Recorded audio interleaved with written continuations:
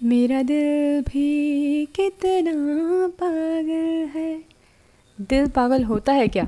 Hello दोस्तों, तो आज का हमारा टॉपिक यही है, हार्ट वर्स ब्रेन। मेरे एक दोस्त का सवाल है कि जब सब कुछ दिमाग सोचता है तो दिल का क्या रोल होता है। दिल में दर्द, दुख और टीस क्यों महसूस होती है? क्यों कुछ दिल कुछ कह रहा होता है और दिमाग कुछ कह रहा होता है? क्या चक्कर क्या है? जिसे हम पसंद करते हैं तो उसके पास आने पर क्या होता है? गाना बजता है, तुम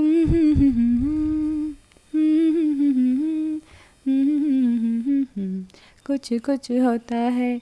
तो दिल का दिमाग के साथ क्या कनेक्शन होता है? दिल का दिमाग के साथ वही कनेक्शन होता है जो बाकी बॉडी ऑर्गन्स का होता है, अपना अपना काम करना। पर दिल वाले मैटर में सारा काम दिमाग करता है और दोष दिल को। बहुत नाइंसाफ़ी है। आइए समझते हैं। जब हम बहुत छोटे होते हैं, नील बटा सन्नाटा, तब दिमाग कैसे सीखता है? अनुकरण करके। अनुकरण बोले तो देखकर सीखना, और एक सीखा गया काम दूसरे सीखे गए काम में हेल्प करता है। जैसे साइकिल सीखी हुई है तो स्कूटी जल्दी सीख जाते हैं। अगर मैथ अच्छी है तो इकोनॉमिक्स भी अच्छी ही होगी। अब इस चित्र को देखते हैं और समझते हैं कि दिमाग आसपास की चीज़ों से कैसे रिलेटेड होता है।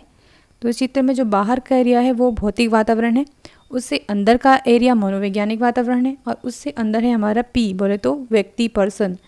तो भौतिक वातावरण में सपोज़ की लड़ाई हो रही है तो वो उसके मनोवैज्ञानिक वातावरण में चेंजेस लाएगा, जिससे हमारा पी मतलब व्यक्ति प्रभावित होगा। तो यहाँ क्या हुआ कि हमारे आसपास के वातावरण ने हमारे मनोवैज्ञानिक वातावरण में चेंजेस लाया है, जिससे पर्सन हमारा प्रभावित हो गया। और ये क्रिया आपस में होती है, तो इसमें जो हमारा पी व्यक्ति है वो वापस से भौतिक वातावरण को भी प्रभावित कर सकता है। जैसे कि जो लड़ाई हो रही है वो उसका मनोवैज्ञानिक में वो सोचेगा कि उसको रोकना है, तो वो रोकने का पूरा कोशिश करेगा और वो बाहर के भौतिक वातावरण में चेंजेस लाएगा। वो बात और है कि कुछ लोग ऐसे होते हैं कि पॉपकॉर्न लाकर खाकर देख के लड़ाई को मज़ा ले रहे होते हैं। अब इस दूसरे चित्र में हम व्यक्ति के मानसिक एरिया को समझने की कोशिश करते हैं। सपोज़ कि ये जो गोले गोले हैं ये आपके मानसिक एरिया हैं, जैसे कोई गेम का है, कोई पढ़ाई का है, कोई एक्स का है, कोई वाई का है।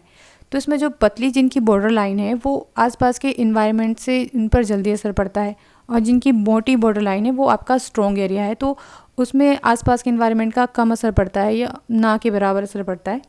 पर अगर हाँ, जो आपका मोटी बॉर्डर लाइन वाला एरिया है, स्ट्रॉन्ग एरिया है, उसमें अगर कोई तनाव उत्पन्न हो जाए तो वो आपकी पतली बॉर्डर लाइन वाले को इफ़ेक्ट करता है। सपोज़ कि जैसे जीएफ वाला आपका एरिया है जिसकी बॉर्डर लाइन मोटी है, तो अगर उसमें कोई तनाव उत्पन्न हो जाए तो जैसे आपकी पतली बॉर्डर लाइन वाले पढ़ाई या गेम, उस पर वो असर डालेगा, जब तक कि वो एरिया भी आपका तनाव में या स्ट्रेस में ना आ जाए।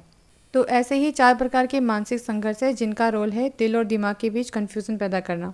पहला है अप्रोच कॉन्फ्लिक्ट, प्लस और प्लस वाला। अब इसके लिए कहावत है कि 2 घासों की ढेरी के बीच गधा भूखा मर गया, क्योंकि इसमें वो डिसाइड नहीं कर पाया कि वो क्या ले। इसमें समान रूप से दोनों चाहिए होते हैं, पर चुनना एक को पड़े तब ये कॉन्फ्लिक्ट होता है। फिर है अवॉइडेंस और अवॉइडेंस, मतलब माइनस और माइनस। जैसा जब आपको 2 सब्जेक्टों में से एक चुनना हो, फिजिक्स और केमिस्ट्री, और आपको दोनों ही पसंद ना हो, तब ये कॉन्फ्लिक्ट होता है। फिर आता है अप्रोच अवॉइडेंस कॉन्फ्लिक्ट, प्लस और माइनस। जैसे आपको कोई जॉब पसंद है और सैलरी भी अच्छी है, पर उसमें मार्केटिंग का काम करना बहुत ज़रूरी है जो आपको बिल्कुल पसंद नहीं। मतलब एक ऐसी माशूका जिसे आप चाहते बहुत है पर उसे बर्दाश्त नहीं कर पाते। और है डबल अप्रोच अवॉइडेंस कॉन्फ्लिक्ट। इसमें एक साथ 2 या 2 से ज़्यादा प्लस और माइनस कॉन्फ्लिक्ट हों, तब ये मानसिक संघर्ष होता है, जो आमतौर पर आम जिंदगी में होता है, मेंटोस ज़िंदगी में नहीं। Bad joke. तो ये कॉन्फ्लिक्ट ही है वो जिससे दिल और दिमाग वाला कन्फ्यूज़न होता है। सपोज़ कि कोई आपको कुछ बुरा बोल दे, फिर आप इमोशनल हो जाए। इमोशनल कौन होता है? दिमाग होता है। और इमोशनल कैसे होते हैं कि उसमें कुछ बॉडी चेंजेस आते हैं, जैसे रोना और हार्ट बीट की गति में परिवर्तन आना, भूख ना लगना। तो मेन दोषी कौन है समझ गए होंगे आप। एक और एग्जांपल लेते हैं कि सपोज़ कि जी एफ और वी एफ या घर वालों में से आपको किसी एक को चुनना हो तो भी मानसिक संघर्ष पैदा होता है। पर मेरे पॉइंट ऑफ व्यू से अगर देखा जाए तो ये संघर्ष ही मानसिक बीमारियां का जन्म देती हैं, और ये तब होता है जब हम संघर्ष का सामना ना कर पाए और खुद के इमोशंस को दबा दें। दबाना नहीं है, स्वीकार करो या सामना करो, क्योंकि दिमाग और शरीर का आपस में बहुत कनेक्टेड रहते हैं। अगर शरीर बीमार हुआ तो भी कुछ खाने का मन नहीं करेगा या कुछ करने का मन नहीं करेगा, और दिमाग बीमार हुआ तो सेम कंडीशन होगी।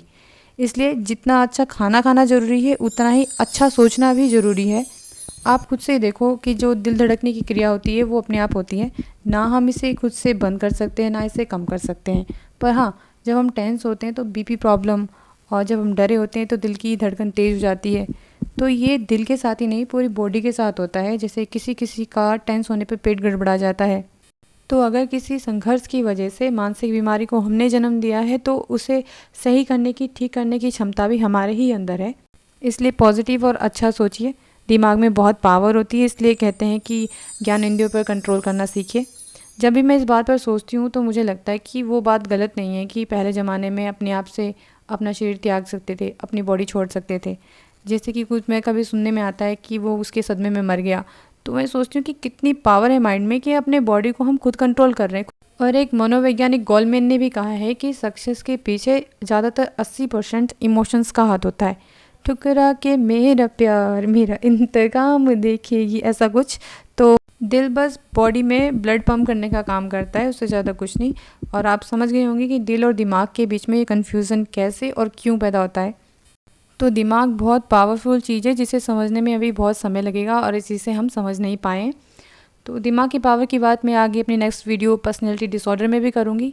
तो आपके लिए इतना ही। वीडियो देखने के लिए धन्यवाद।